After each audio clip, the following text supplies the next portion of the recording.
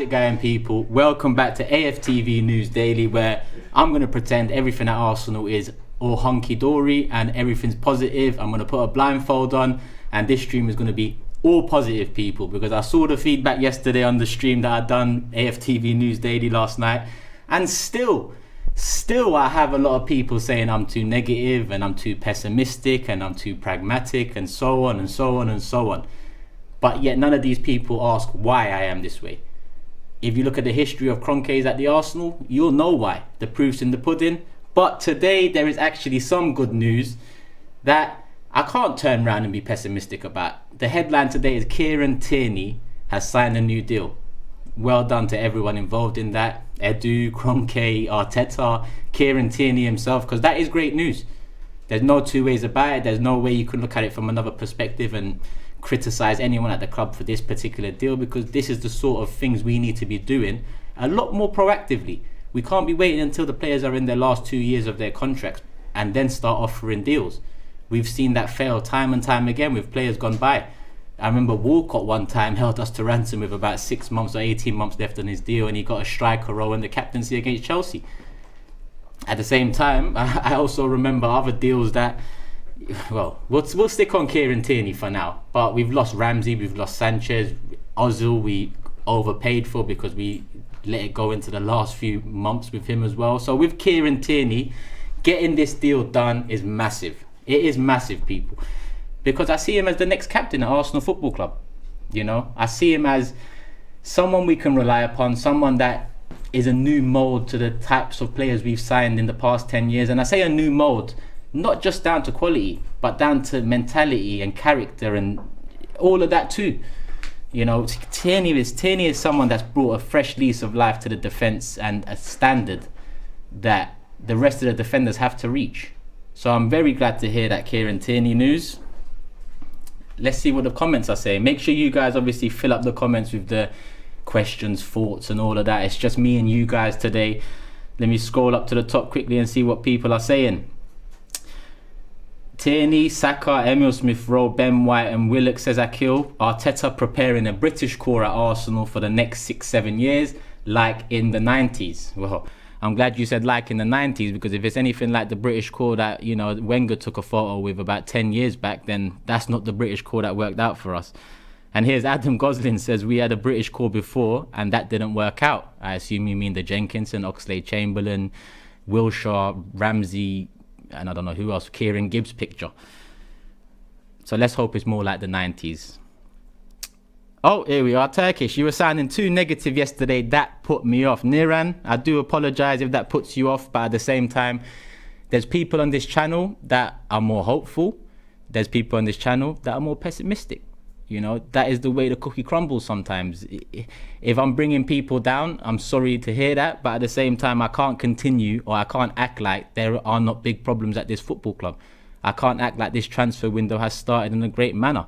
I can't act as if there's a clean slate for these owners. Apologies for that, but it is what it is. There we are. Brandon, Turkish is always negative.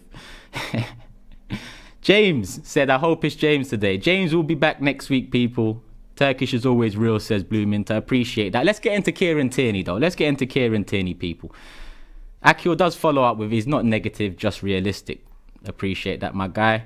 But it is. You sound weird giving flowers to Edu. It is weird because it's the first set of flowers I'd be giving him. But at the same time, we don't know who to blame for the problems at the club in terms of, well, we know Kroenke's to blame, but signings like Willian, signings like Cedric, signings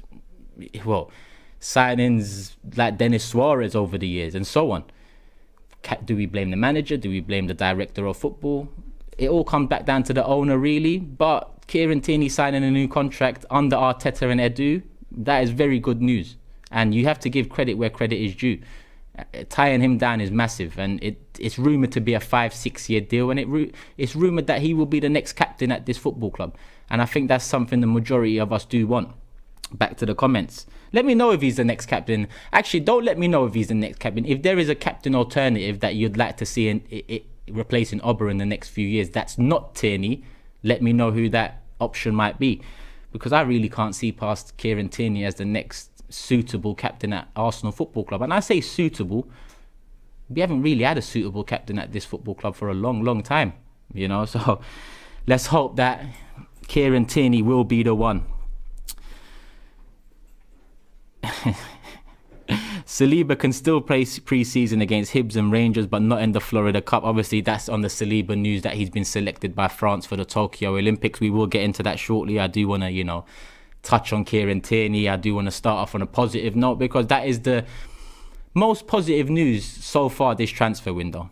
Signing Kieran Tierney to a new contract, and on the verge of signing Emile Smith-Rowe also to a new 5-year deal, I believe. 2026 is rumoured to be, according to Fabrizio Romano and Chris Wheatley, two so-called reputable sources. Obviously, I take all of that with a pinch of salt, but this one's come through with Kieran Tierney, and apparently the Emile Smith-Rowe one will come through in the next few days or weeks to come.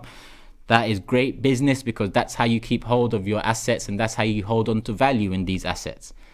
You know, that's just the way football is now. You can't be waiting to the last 2 years. Essentially, with 3 years left to go on a contract, that's when you really need to be at least starting negotiations. Saka can be captain, says Brian. I understand why you'd say that, but at the same time, I think, you know, our captain needs to be more of a natural leader. And as much as Saka has become a leader on the pitch through his quality, you know, and his productivity, I think Tierney is a lot more of a natural leader, a lot more vocal, let's say, especially when you hear that mic to mic or whatever Arsenal brought out this season, where, you know, you could hear players talking around the pitch, and Kieran Tierney had one. You could see what sort of a player he is out there, guiding, motivating, arm round players, you know, instructing. So for me, Kieran Tierney beats Saka to that. Someone says, I hope Smith-Rowe gets the number 10 too.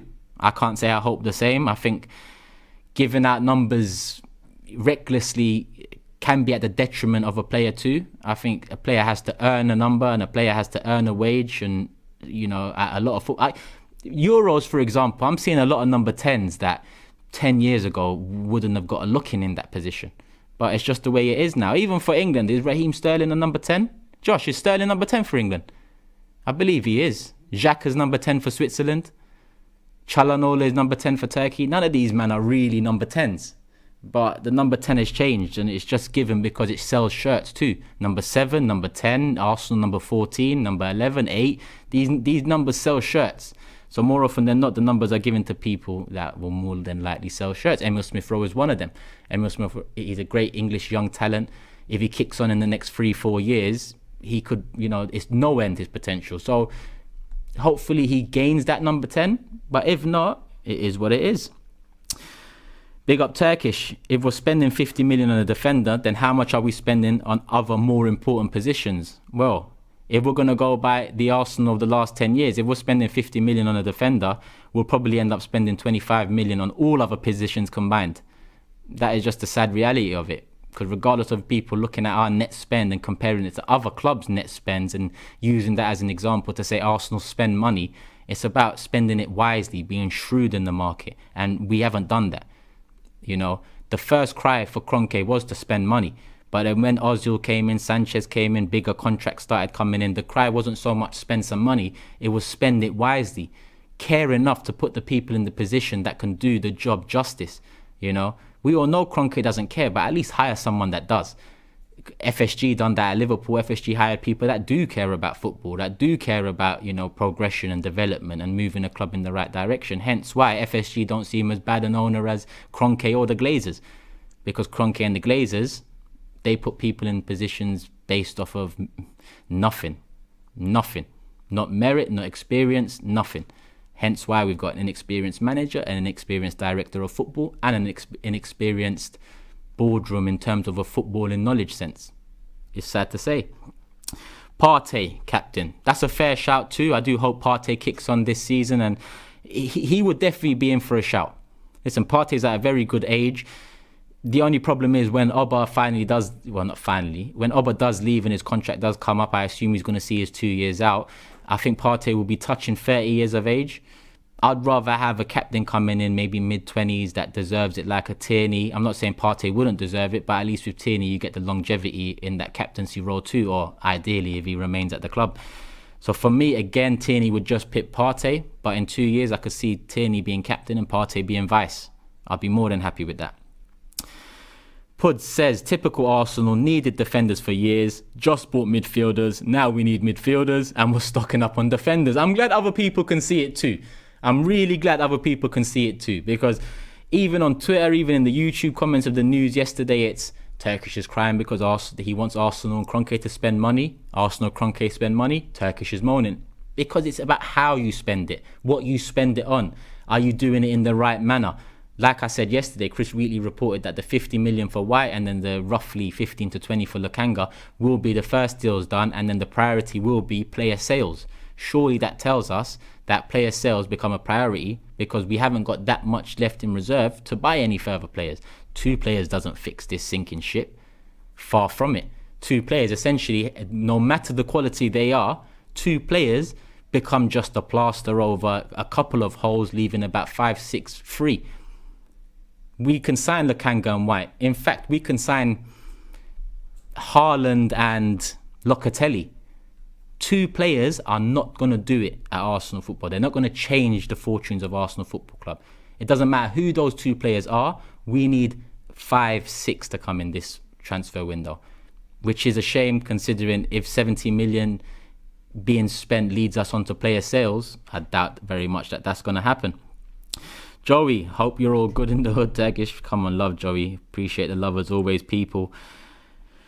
Man said Runnison news. I don't know what you want to hear about Runnison, but I ain't got no Runnison news for you people. Would you take Camavinga? Baller, and we need him. Big up Josh. Josh has been screaming Camavinga for a little while. Camavinga's been selected for the French squad for the Olympics along with Saliba. I'll be looking out obviously for Saliba first and foremost. And who knows, maybe, there is interest in Camavinga and he will become an interest to us as fans in that tournament. But we'll see. Maddison overrated. I appreciate the some people who say Turkish too negative, Turkish is the realest of real, and it just divides opinion. At the end of the day, if you listen, I don't like hearing blind positivity, so I choose not to listen to it. If you don't like hearing what I believe to be the reality of the situation at the football club, it's your choice to listen to it or not. Like I said, there's other people on the channel like Cecil, like James, like Robbie, and we're very differing characters. 4 very different characters, very different people, very different perspectives. And we all do rotate, especially on this news. Robbie's got the transfer daily every morning, So pick and choose what you want to listen to, but in all honesty, that would be ignoring the truth. It might sound arrogant, but the truth is in the pudding, as we've seen, the last 10 years, telling me to look on the bright side. I don't see a bright side at Arsenal Football Club. Well, I'll be lying there. Saka, Emile Smith-Rowe, they are a bright side. Martinelli, they are a bright side, people. But like I said yesterday in Supporters Club will be out on Saturday and Sunday, 2 episodes to come, so make sure you guys look out for that. I think we all enjoyed Saka doing well in that last game in the Euros, picking up a man of the match performance. I enjoyed it, but at the same time, in the back of my mind, I was thinking more of these from Saka, and it's going to become very difficult for us to keep hold of him in the current state we're in. So as much as Saka is a bright side, Emile Smith-Rowe and Saliba and the young players are a bright, Tierney, new contract, bright side, if we don't get our act together, those bright sides will soon dim and we'll lose out.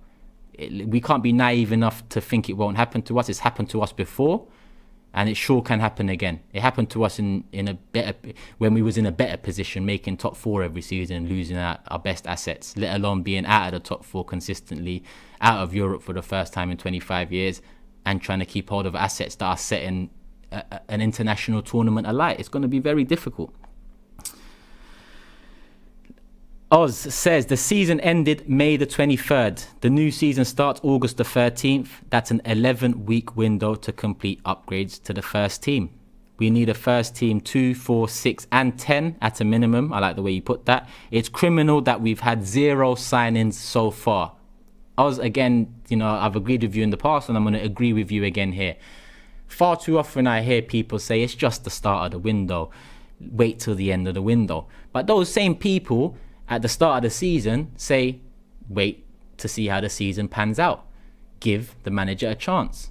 Why are you moaning? Why are you negative? And then it becomes a cycle till January. January we'll speak about transfers again. Them same people will say, wait till January 31st.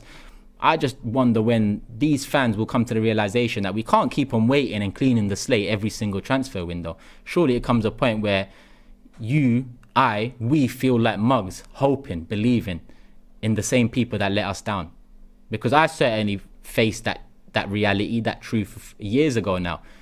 I've been a mug to Kroenke, to the wrongdoings at this club. As of the whole Arsenal fan base, we was all tricked, you know. But still, people hold on to something that allows them to believe off of nothing. It's mad to me. Turkish, appreciate you, says Des. Thank you for keeping it real with us. Our fans need to face the truth about our club. Kroenke out all day, every day. I can't say that enough. Kenna says, do you think Arteta still wants to use 3-4-3 formation? Let me put it to you guys. What do you... Because I think this will... If I'm right, I think this will, pretty much answer the question for me. What do you guys think Arteta's favoured formation will be, or going into next season? What do you think we will play as in the first game? Will it be a 4 at the back? Will it be a 3? Because I'm interested to see the results of that. We still need a wing back, Kenna says, but what other position do we still need? Maybe explains things. Okay, we need a wing. Well, the thing about it is, do we need a wing back? Do we need a right back? Or do we need an inverted right back? Football's gone so mad right now. I really don't know. Back in the day, I grew up and a right back was a right back and a left back was a left back. And now there's inverted in there. There's wings in there. There's all of that in there. So, I can't even tell you whether Arteta wants a wing back, a full back, or an inverted right back. That's first and foremost, which makes it very difficult to know what he's going to want to do. When Xhaka filled in for Tierney in the left back position, and we went into the second leg against Villarreal, I remember Arteta saying, we couldn't play the way we wanted to play because Xhaka was injured. So that leads me to believe that must be something he wants, because surely if you slot Saka back into that Tierney position, you play the way you want to play because you got a guy who can play the left back position. So the way Arteta might want to play is with an inverted fullback, and maybe that's why we are going for Ben White, because he will be the inverted right back. Who knows? We'll find out. What other positions you said? Central mid, defensive mid, attacking mid. I'm seeing a lot of formations coming. 4-3-3, 4-3-3, 4-2-3-1, 4-3-3. Definitely 4-2-3-1, says Pani. So mostly the majority are going for 4-2-3-1, 4-3-3. And I tend to agree. But then at the same time, again, looking at the people we've been going for this summer, surely we needed to prioritise the middle of the park. If we're prioritising a Ben White, then maybe in transition it is a 3 at the back, or maybe he does want a 3 at the back and wing backs. And right now I can't tell you what Arteta wants, because I can't tell you whether even he gets what he wants. So it's difficult to really understand what's going on in his mind. Turkish, as much as I like the Obat Lacazette bromance, I don't think both can play in our system. I said it a long time ago. We all hope that their connection behind the scenes and their friendship, bromance, as you put it, we all hope that would translate on the pitch. And a few times under Unai Emery, we saw it work. I look at Tottenham when Lacazette came on, I believe, at half time, and he stretched the defence and pulled it apart, and they worked well together. But it hasn't worked out. Oba and Laka as strikers at this club is not a good enough selection pool. Yes, Oba has done his thing. He's got credit in the bank, and he had a new contract off the back of that. But in all reality, this season Lacazette needs to be sold. He's got a year left. Do we let him go for free? Do we give him a new contract? Or do we sell him? Surely selling him is the key. Surely selling him would mean we've learnt of wrongdoings in the past, like Ramsey, like Sanchez, where we could have got a fee, but we waited it out. And in the end, I know we got Mickey for Sanchez, but you might as well say we got nothing. Why drop 50 million on Ben White, Turkish, when Tomori is possibly much cheaper? Dean, if I had the answers to some of the things this club do, then I don't know really, because I don't think there is no answers. I'll be honest. When you look, Remember when Kieran Gibbs was wanted by West Brom and West Brom offered, was it 15 mil, 14 mil? We rejected it. And then 2 months later in the same transfer window, we accepted, I believe, 10 mil, or we offered Gibbs for 10 mil. Is there any sense in that? Can I answer that? Can they answer that? I don't think anyone can answer that. And I know that's one of the worst, well, best examples to give, but one of the worst wrongdoings at the club. But no one's changed in terms of the same people handling these same deals.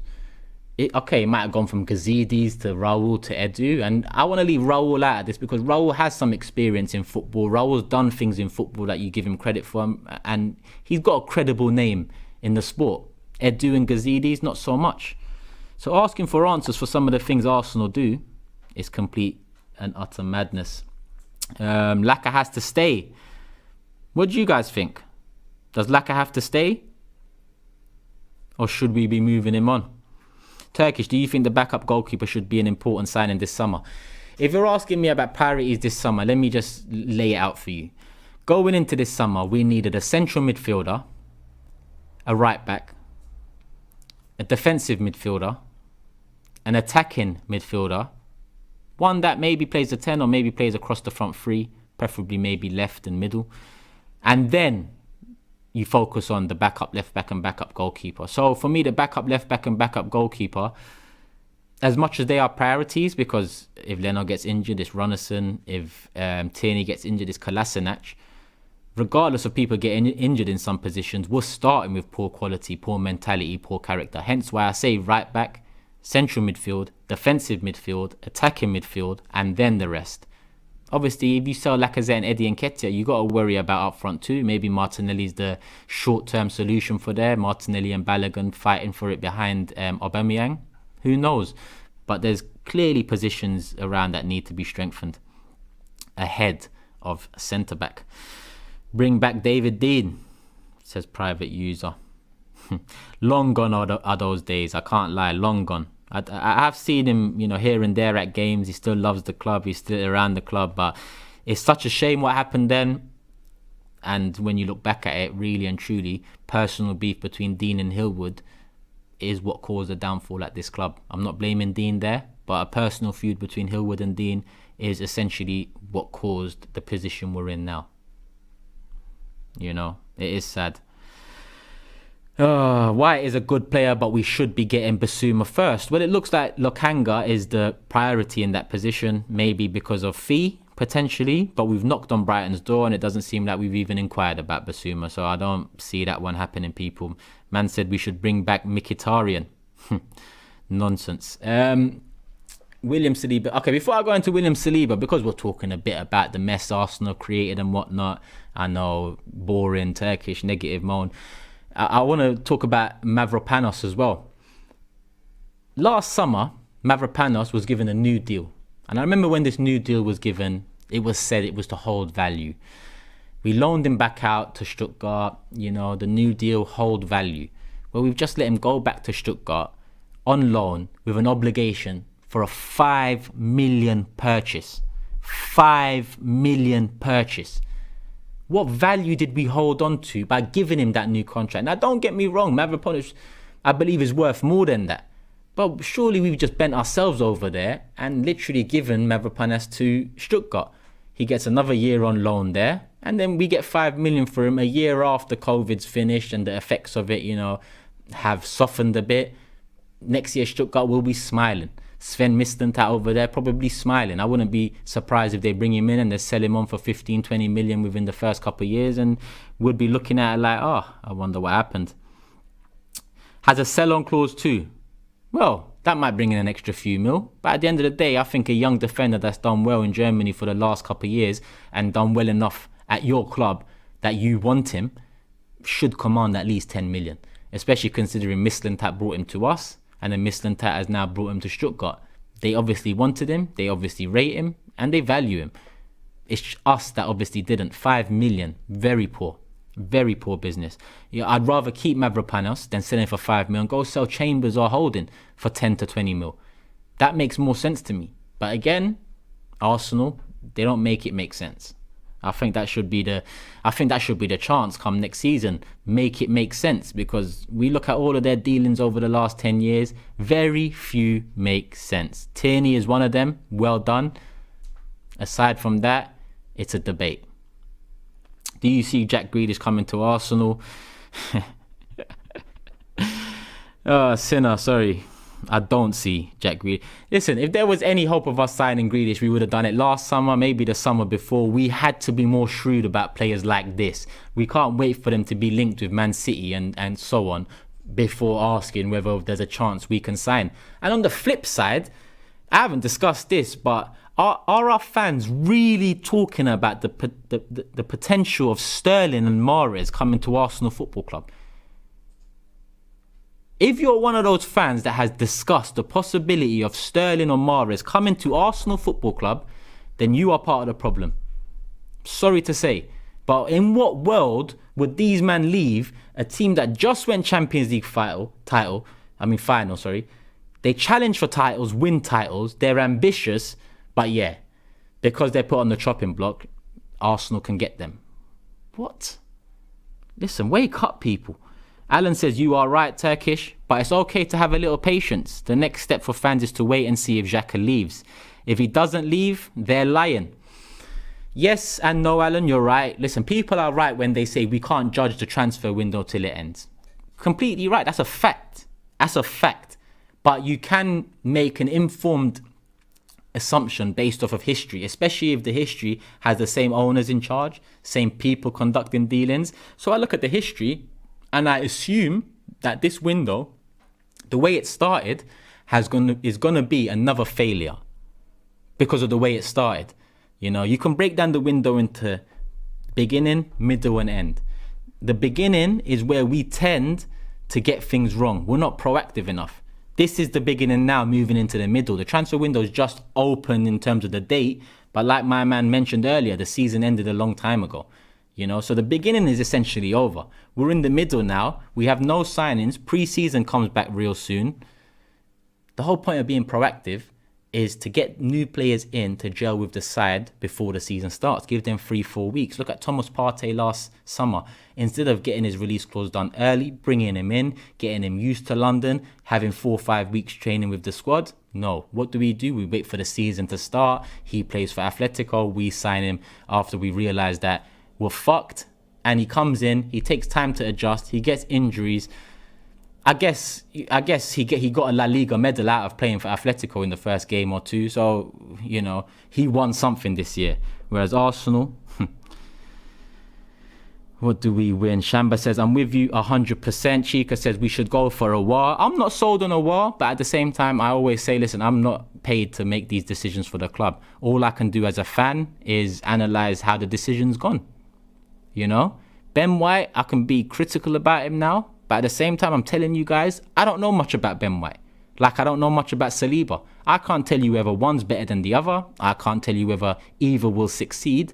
But what I will tell you is buying a 30 million defender in 2019 and potentially loaning him out and selling him 2 years later without having played a game for the club. And on top of that, being interested in England's 4th choice centre-back at 50 mil. Does that make sense? Again, I'm struggling here, people.